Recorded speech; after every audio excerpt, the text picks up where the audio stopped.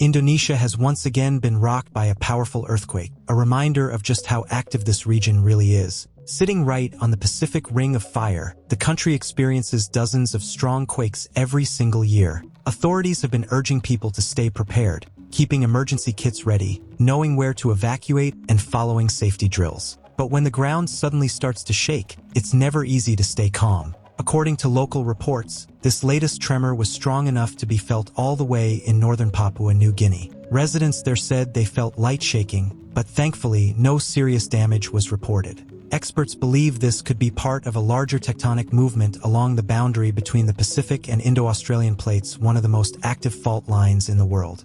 People who experienced it firsthand described those tense moments vividly. One resident from Abapura said, "It started as a deep rumble, and then the walls began to sway. We grabbed our kids and ran outside. It felt like the ground was alive."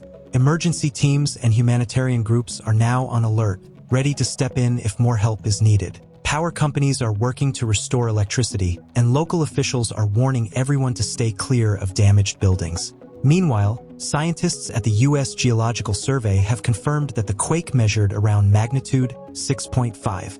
Fortunately, there's no significant tsunami risk at this time. For now, Indonesia remains on edge, but also resilient, standing strong in the face of nature's power. A strong earthquake, measuring 6.5 in magnitude, struck west of Abapura, Indonesia. Experts say that even shallow offshore quakes like this one can trigger localized waves or landslides along steep coastal cliffs.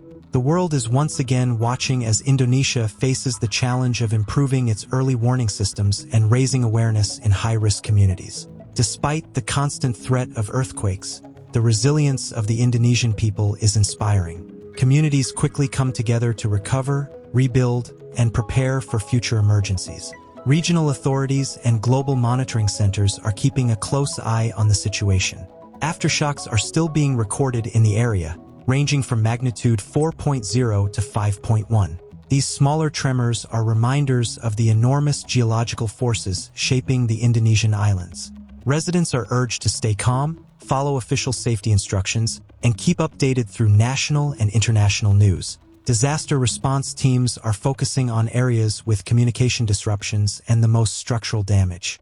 This earthquake highlights the fragility of life along the Pacific Ring of Fire. While the shaking has eased for now, attention shifts to recovery, resilience, and readiness for whatever comes next. According to the Indonesian Meteorology, Climatology, and Geophysical Agency, the quake occurred at a significant depth, which reduced the overall damage. Still, strong tremors were felt in coastal towns and mountain villages. Reports of buildings collapsing and thousands missing are still being assessed. Witness videos show buildings trembling, light poles swaying, and people rushing into the streets trying to stay safe. Local news channels, including Metro TV, Compass TV, and CNN Indonesia, have been broadcasting live, showing the damage to roads, homes, and public infrastructure. Some areas temporarily lost electricity, while authorities checked power lines and communication networks. Emergency teams are on the ground assessing the damage, helping anyone injured, and making sure hospitals are ready for patients.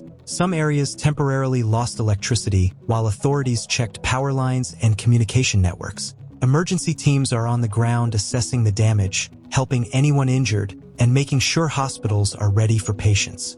In cities like Jayapura and Wamena, locals say the shaking was the strongest they've felt in years. Windows rattled and older buildings developed minor cracks.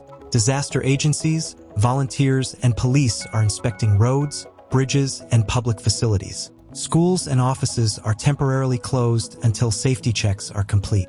Indonesia sits on the Pacific Ring of Fire, a hotspot for earthquakes and volcanic activity. This quake, measuring 6.5 in magnitude, is strong but luckily not near the biggest population centers, which has prevented widespread devastation.